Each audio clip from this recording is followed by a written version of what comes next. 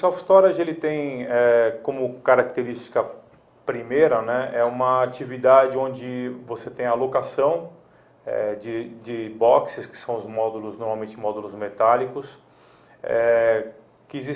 com algumas utilizações fundamentais. Quer dizer, você tem, no caso, tanto de pessoa física quanto jurídica, a utilização disso para guarda de móveis, documentos, ativos, no caso de empresa. E você tem um nicho muito específico, interessante no Brasil, que tem crescido bastante, que é a utilização por empresas para guarda de estoque, guarda de mercadorias. Então, você teve nos últimos 10, 15 anos um crescimento importante dessas pequenas empresas, até você deve ter acompanhado o crescimento dos escritórios virtuais, ou mesmo home offices, né, onde você tem, primeiro, no comércio exterior, então o pequeno importador utilizando o self-storage como então a solução para a sua armazenagem. O interessante é que caminha muito em paralelo, em conjunto com o escritório virtual, no sentido de que você tem no self-storage a solução para armazenagem de mercadoria, e onde esse teu custo ele passa a ser variável. Se você imaginar que você precisa abrir uma empresa, um importador, e você vai ter que acomodar aquele teu estoque, mas esse estoque é variável, o interessante é que você no self-storage tem o estoque também variável, então não é um custo, quer dizer, você tem mercadoria para guardar, você tem o espaço tem X metros adequado, você está pagando por isso. Exatamente. Se você tiver uma quantidade menor. Exatamente. Citando um exemplo, no caso do importador, que é talvez o nosso cliente principal, ele recebe um container de 40 pés. Esse é um container que caberia num box de 3x6. Tá? Digamos que em 15 dias ele consiga fazer a entrega de metade desse container, né? A distribuição de metade desse container. Ele passa a necessitar de 3x3, que nós também oferecemos no self-storage, porque são mais de 30 tamanhos diferentes. Então, cai pela metade o valor que ele tem que pagar a partir daquele momento com armazenagem, o que torna a operação realmente lucrativa, né? Tem alguns ambientes especiais, já que a gente está falando de estoque, ou seja, climatizado, ou alguma outra condição específica? Então, você tem no Brasil, poucas empresas oferecem a opção climatizada, já tem algumas que o fazem. Então, assim, nós, em tese, trabalhamos com importadores que têm como produto não perecíveis, né? Então, porque nem todos oferecem então, a solução do climatizado. Isso até nos Estados Unidos teve uma fase de um crescimento forte nessa área de climatização e agora houve um recuo disso, né? Então não houve assim uma demanda tão importante para que se justificasse um investimento necessário para a parte de climatização. A solução que nós temos aqui para a pequena empresa, que eu comentei com vocês, é uma solução que nos Estados Unidos não é tão utilizada quanto aqui. O que você tem lá é já uma divulgação muito forte desse conceito. Então, não diria muito cultura, mas a gente trabalha aqui com um desconhecimento muito grande ainda. Os Estados Unidos iniciou isso nos anos 60, nós iniciamos aqui no Brasil, em São Paulo, em 93, então, talvez com 30 anos aí de diferença. Né? Hoje você tem lá 50 mil unidades, no Brasil você está falando em 100 unidades.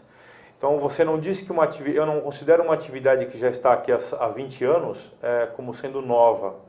Ela ainda talvez está naquela fase inicial que os Estados Unidos também passou. Vamos imaginar os Estados Unidos nos anos 80, no início dos anos 80. É mais ou menos esse período de vida que nós tivemos aqui no Brasil. Daí você tem um crescimento que é um crescimento muito rápido mesmo nos Estados Unidos, e é a questão de você, tendo isso em vários lugares e muita gente utilizado no período, porque você tem algumas formas fundamentais, obviamente, de ser conhecido, né? A Sandra até comentou que conhecer passando na porta.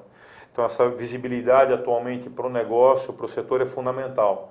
Hoje o investidor está buscando, e há uma escassez disso, né? Locais de muito movimento, onde você passa na porta, conhece, guarda suas coisas aqui, self-storage, guarde aqui, e um dia de tanto passar você fala, eu preciso guardar alguma coisa, vou usar, vou saber como funciona. O outro, Depende de tempo, que é o boca a boca, né? Que é uma pessoa dizendo para outra da dificuldade que ela tem naquele momento e alguém que utilizou poder falar, não, vai até tal lugar, vai a um self-storage que está aqui a 3 quadras e você vai ter a solução. Eu já usei isso no passado. Então acho que a maior diferença, claro que acho que nenhum item dá para se comparar muito ao mercado americano, né? Mas a gente até imagina que nos próximos, quer dizer, 20 anos, 100 unidades, a gente imagina até o final dos próximos 10, talvez chegar a 500 unidades.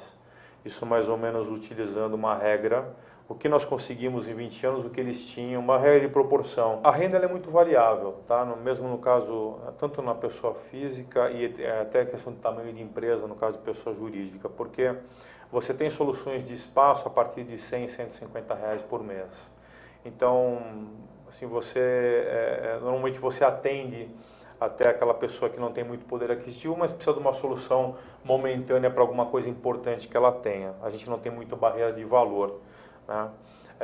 O uso, como eu te comentei, normalmente pessoa física são móveis, em função de reforma na casa, mudança, separação, falecimento de alguém próximo, pai, mãe, e aí tem que esvaziar aquele imóvel. Normalmente em alguma mudança ou transação imobiliária você tem a necessidade de espaço e você usa então o self-storage. E você tem esse uso que nós comentamos aqui, que é a extensão da própria residência. Seria seu box particular, digamos. Box particular. Aquilo que não tem muito uso, vamos imaginar que você gosta de velejar. Velejar e você tem um monte de tralha de vela. Aí você tem tralha de vela, tem equipamento, tem coisa que você vai usar só no verão. Então você no inverno guarda aquilo por 3 meses, mas você mantém o teu boxinho lá. Você pega um e-mail por um e-mail, por volta de 250 reais por mês, cabe bastante coisa, parece que não, mas é um armário grande, e você deixa. E o sazonal, então tem coisa que usa no verão, tem coisa que se usa no inverno, e você vai mantendo aquele teu espaço. Flávio, como é que isso é feito? Como é que é comunicado ao mercado que sim, existe o serviço de self-storage de uma maneira até relativamente fácil? Eu confesso que eu tive contato passando em frente, assim, nossa, umas portas laranjas, o que é isso? E aí eu descobri o conceito de self-storage aqui no Brasil. Como é que é feito isso? Então, nós fazemos então, a associação faz um esforço institucional atualmente, nós até acaba de sair do forno aí um novo videozinho, que é um vídeo rápido de 1 minuto e meio, que a gente pretende de alguma forma tornar isso viral, usar isso bastante nas redes sociais, enfim, que em 1 minuto e meio é mais que suficiente para você poder explicar todo o funcionamento e para que serve o self-storage e como ele funciona. Você tem fases de divulgação, você tem, nos Estados Unidos até hoje, você ainda parece incrível, mas lá tem páginas amarelas, ainda tem. Você vai no hotel, você vê lá o blocão embaixo do abajur. Isso existiu no Brasil, até o surgimento da internet. Depois, basicamente, ficou a internet. Só que a internet, de novo, você tem que ter uma noção do que você está procurando. Procurar self-storage, você já ouviu falar em self-storage, né? Então, é feito todo um trabalho muito local. Então, assim, a exposição do teu imóvel é fundamental e normalmente é feito um trabalho num raio de até 3 quilômetros desse teu endereço, e aí é um trabalho, digamos assim, formiguinha, quer dizer, você pega pequenos negócios, você vê se tem algum shopping center próximo e você faz alguma divulgação, você verifica quais são as moradias verticais na região, os prédios, quais são os condomínios, você faz um esforço próximo à tua unidade.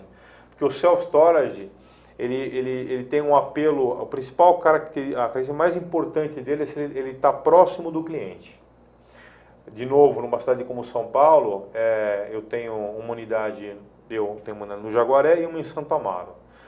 Às vezes eu demoro 1h30 para chegar de uma unidade para outra. Então, se eu não tivesse Santo Amaro, eu duvido que alguém de Santo Amaro vá guardar no Jaguaré. Tivemos nesses 20 anos, então, o surgimento de aproximadamente 100 empresas, né, 100 unidades, e a gente imagina que nos próximos 5 anos, né, a gente possa dobrar isso e talvez nos próximos 10 anos estar até com 500 unidades. O que acontece agora é que você vai ter uma divulgação cada vez maior pela capacidade da SEM de fazer esse trabalho. Você imagina que cada um que entra colabora com essa divulgação, e isso vai crescendo muito no boca a boca, e aí surge necessidade de oferta maior para aquela demanda que vai surgindo, né? Então a gente imagina um crescimento, 20 acho que seria realmente muito, mas a gente estima que em 10 anos está com 500 unidades a nível Brasil. Então temos perspectivas otimistas aí para o setor. Temos muito otimistas. A gente tem hoje, o que existe hoje, e a associação também procura ser um primeiro contato de quem tem interesse em entrar nessa atividade, para poder, isso é muito um mapeamento mesmo, né? Então você tem, na cidade de São Paulo, por exemplo, regiões que você tem hoje não é uma super oferta, mas tem locais onde deveria estar uma unidade que está no local errado, entendeu? Então a gente está procurando organizar esse mercado da forma que todo mundo ganhe, né? Porque se você coloca uma unidade tua num local que eu já posso te dizer, ali vai ter dificuldade, você cria dificuldade para quem está ali e para você. Então não é um perde-perde, quer dizer, ninguém ganha com isso.